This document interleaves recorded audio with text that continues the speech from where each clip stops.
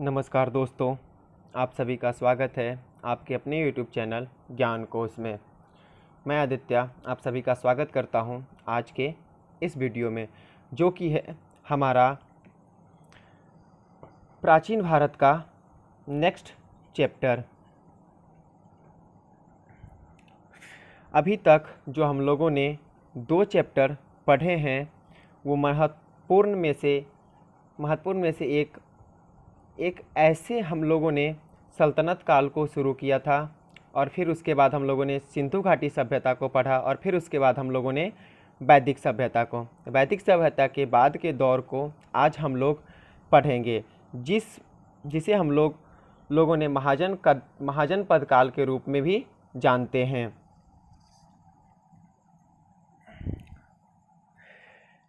क्या इस काल की विशेषता है, क्या इससे जुड़े पॉइंट हैं, थोड़ा उसके ध्यान देंगे। सबसे पहले थोड़ा ये समझते हैं कि किस तरह से उत्तर वैदिक काल में लोहे की खोज हुई, और लोहे की खोज ने आर्थिक प्रगति को अंजाम दिया। नतीजा ये निकला कि इकोनॉमिकल चेंज होते ही आर्थिक प्रगति का दौर आता है।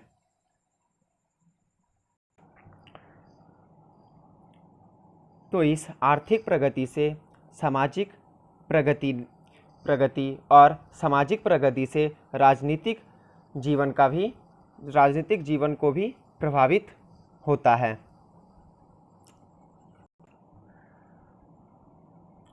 तो इसका प्रभाव ये पड़ा, जहाँ पहले एक छोटा सा कबीला होता था, उस कबीले का आकार बड़े होकर जन में बदल गया, और जन का आकार बड़ा होकर जनपद में बदल गया, और जनपद का आकार बड़ा होकर महाजनपद का रूप ले लिया। तो इस प्रकार से आप देख सकते हैं कि कैसे आर्थिक प्रगति ने राजनीतिक प्रगति को जन्म दिया, और 6ठी शताब्दी तक आते आते 6th सेंचुरी BC तक आते आते महाजनपदों का जन्म हो जाता है। अब इस समय तक धार्मिक क्रांति का भी दौर था। एक तरफ बौद्ध धर्म, एक तरफ जैन धर्म, 2 नए धर्मों का उदय हो रहा था, और प्राचीन हिंदू धर्म, जो कि एक प्रकार के सनातन धर्म के रूप में भी जाना जाता है, वह धर्म भी अपने अवस्था में था। तो इस धार्मिक क्रांति के साथ साथ राजनीतिक क्रांति का यह दौर चल रहा था। इस महाजन पद के रूप में जो जानकारी मिलती है वो बौद्ध एवं जैन ग्रंथों से मिलती है। बौद्ध ग्रंथों में ध्यान दें कि बौद्ध ग्रंथों में ये अंगुत्तर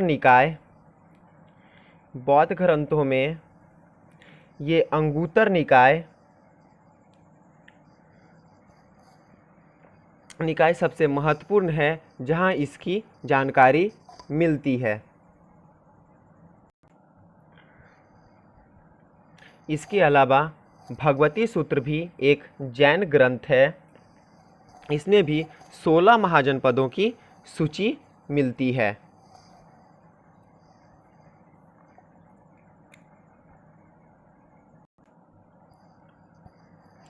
दोस्तों, बुद्ध के जन्म के पूर्व 6ठी शताब्दी ईसा पूर्व में भारत 16 जनपदों में बटा हुआ था। ये जानकारी हमें बौद्ध ग्रंथ के अंगुत्तर निकाय से मिलती है, जो कि बौद्ध ग्रंथ में इसे सबसे महत्वपूर्ण माना गया है। इसे बौद्ध ग्रंथ के अंगुत्तर निकाय से मिलती है। प्राचीन भारत में राज्य या प्रशासनिक इकाइयों को महाजन पद कहते थे। फ्रेंड्स, इससे एक क्वेश्चन भी आ सकता है कि प्राचीन भारत में प्रशासनिक इकाइयों को क्या कहते थे। तो प्राचीन भारत में राज्य या प्रशासनिक इकाइयों को महाजनपद कहते थे। उत्तर वैदिक काल में कुछ जनपदों का उल्लेख मिलता है। उत्तर वैदिक काल में जो है वो कुछ जनपदों का जो है वो उल्लेख मिलता है। फ्रेंड्स, बौद्ध ग्रंथों में इनका कई बार उल्लेख हुआ है। जो जनपद है, पहले कबीला था, कबीला बड़ा हुआ तो जन में बदला, जन जब बड़ा हुआ तो जनपद में बदला, और जनपद से बड़ा आकार जब इसका हुआ तो ये महाजनपद का रूप ले लिया।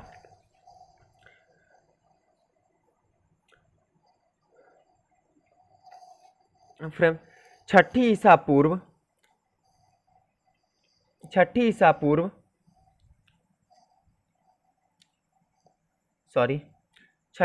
पूर्व सदी में व्याकरण पाणिनि ने 22 महाजनपदों का उल्लेख किया था। जब छठी ईसा पूर्व व्याकरण में पाणिनि ने कितने महाजनपदों का उल्लेख किया था, तो वो 22 महापदों का उल्लेख किया था। इनमें से 3 मगध, कोसल तथा वत्स को महत्वपूर्ण बताया गया था। जो छठी ईसा पूर्व व्याकरण में पाणिनि ने 22 महापदों का जो उल्लेख किया था, उसमें से 3 जो थे वो महत्वपूर्ण महापद थे, जिसमें से थे पहला मगध, दूसरा कोसल तथा तीसरा वत्स। इसे सबसे महत्वपूर्ण बताया गया है।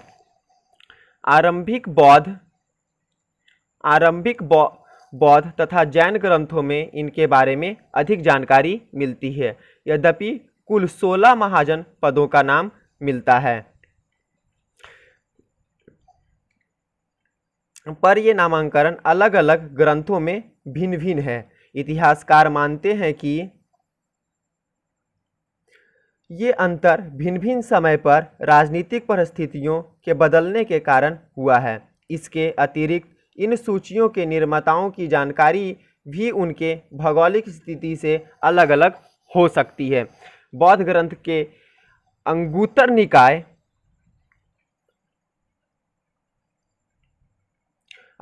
निकाय महावस्तु में 16 महाजन पदों का उल्लेख मिलता है, जिसमें इसका अवंती का जो आधुनिक नाम है मालवा का प्रदेश, जिसकी राजधानी उज्जैनी और महिष्मती थी। असमक दक्षिण भारत का एकमात्र महाजन पद था। महाजन पद नर्मदा और गोदावरी नदियों के बीच अवस्थित इस प्रदेश की राजधानी पाटन थी। अंग वर्तमान के बिहार के मुंगेर और भागलपुर जिले के इनकी राजधानी चंपा थी। कंबोज पाकिस्तान का हजरा जिला है। कंबोज जो है वो पाकिस्तान का हजरा जिला है। काशी, इसकी राजधानी वाराणसी थी। वर्तमान की राजधानी वाराणसी व आसपास के क्षेत्र इसमें सम्मिलित रहा था।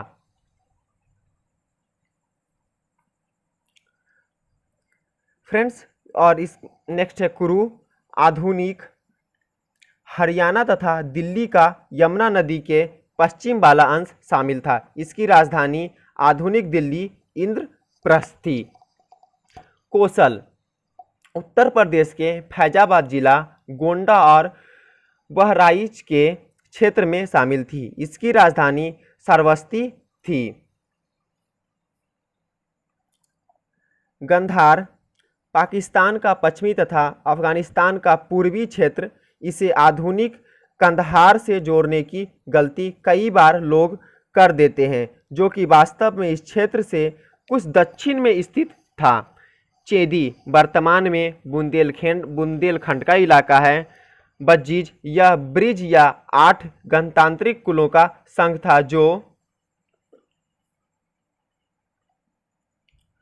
उत्तर बिहार में गंगा के उत्तर में अवस्थित था तथा जिसकी राजधानी वैशाली थी। इसमें से आज के बिहार राज्य के दरभंगा, मधुबनी, मुजफ्फरपुर जिले सम्मिलित थे। वत्स या वंश ये आधुनिक उत्तर प्रदेश में हैं के इलाहाबाद तथा मिर्जापुर जिले शामिल थे। पांचाल पश्चिम उत्तर प्रदेश, इसकी राजधानी छत्र थी। मगध दक्षिण बिहार में अवस्थित शतपथ ब्राह्मण में इसे कीटक कहा गया है। आधुनिक पटना तथा गया जिले और आसपास के क्षेत्र। मत्स्य या मक्ष, इसमें से राजस्थान के अलवर, भरतपुर तथा जयपुर जिले के क्षेत्र शामिल थे। मल्लह यह भी एक गणसंघ था और पूर्वी उत्तर प्रदेश के इलाके इसके क्षेत्र थे। सूरसेन या सूरसेन, इसकी राजधानी मथुरा थी। ये सभी महाजनपद आज के उत्तरी अफगानिस्तान से बिहार तक और हिंदू कुश से गोदावरी नदी तक फैला हुआ था। दीर्घ निकाय के महागोविंद सूत में भारत की आकृति का वर्णन करते हुए उसे उत्तर में आयताकार तथा दक्षिण में त्रिभुजाकार यानी एक बैलगाड़ी की तरह बताया गया है। बौद्ध निकायों में भारत को 5 भागों में वर्णित किया गया है। फ्रेंड्स, यहाँ से भी एक क्वेश्चन बन सकता है कि बौद्ध निकायों में भारत को कितने भागों में वर्णित किया गया है। तो फ्रेंड, इसका आंसर हो जाएगा कि बौद्ध निकायों में भारत को 5 भागों में वर्णित किया गया। कितने भागों में? 5 भागों में वर्णित किया गया है। उत्तरापथ, पश्चिमोत्तर भाग, मध्य देश, प्राची पूर्वी भाग, दक्षिणापथ तथा अपरांत पश्चिमी भाग का उल्लेख मिलता है। इससे इस बात का भी प्रमाण मिलता है कि भारत की भौगोलिक एकता ईसा पूर्व 6ठी सदी से ही एक परिकल्पित है। इसके अतिरिक्त जैन ग्रंथ भगवती सूत्र और सूत्र कृतांग, पाणिनि की अष्टाध्यायी बौधायन धर्मसूत्र ईसा पूर्व 7वीं सदी में रचित और महाभारत में उपलब्ध जनपद सूची पर दृष्टिपात करें तो यह पाएंगे कि उत्तर में हिमालय से कन्याकुमारी तक तथा पश्चिम में गंधार प्रदेश से लेकर पूर्व में असम तक का प्रदेश इन जनपदों से आच्छादित था। कौटिल्य ने एक चक्रवर्ती सम्राट के अंतर्गत संपूर्ण भारतवर्ष की राजनीतिक एकता के माध्यम से एक बृहत्तर संगठित भारत की परिकल्पना की थी। ईसा पूर्व 6ठी सदी के ईसा पूर्व 2री सदी तक प्रचलन में रहे। आहत सिक्कों के वितरण से अंदेशा होता है कि ईसा पूर्व 4ठी सदी तक संपूर्ण भारत में एक ही मुद्रा प्रचलित थी। इसमें उस युग में भारत के एकीकरण की साफ झलक दिखती है।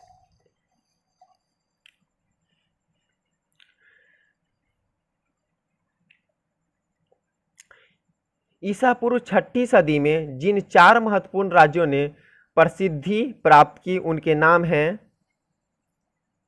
मगध, हर्यक, कोसल, इक्ष्वाकु, वत्स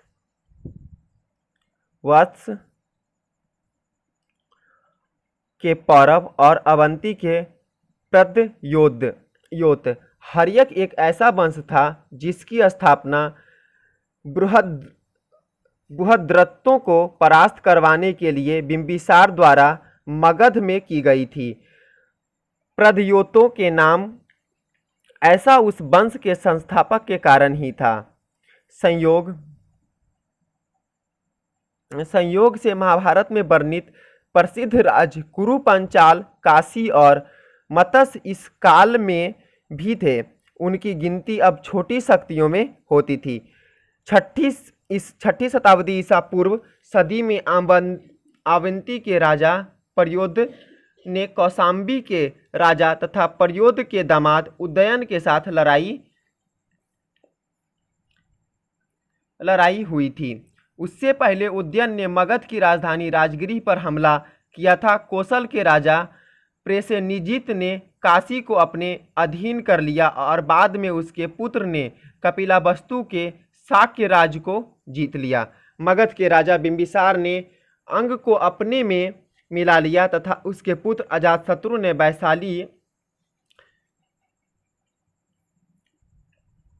वैशाली के लिच्छवियों को जीत लिया।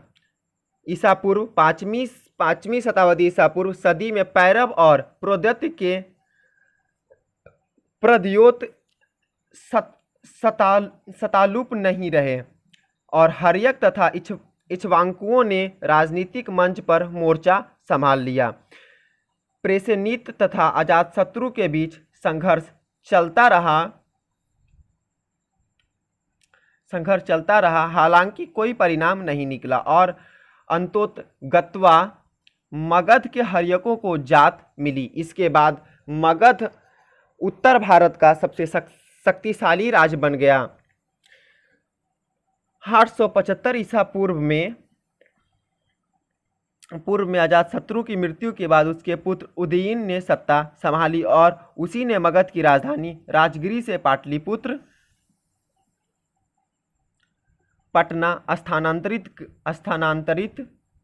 की। हालांकि लिच्छवियों से लड़ते लड़ते समय अजातशत्रु ने ही पाटलिपुत्र में एक दुर्ग बनवाया था, पर इसका उपयोग राजधानी के रूप में उदयन ने किया। उदयन तथा उसके उत्तराधिकारी प्रशासन तथा राजकाज में निकम्मे रहे तथा इसके बाद शिशुनाग वंश का उदय हुआ। शिशुनाग के पुत्र कलाशोक के बाद महापद्म नंद नाम का व्यक्ति सत्ता पर काबिज हुआ। उसने मगध की श्रेष्ठता और ऊंचा बना दिया।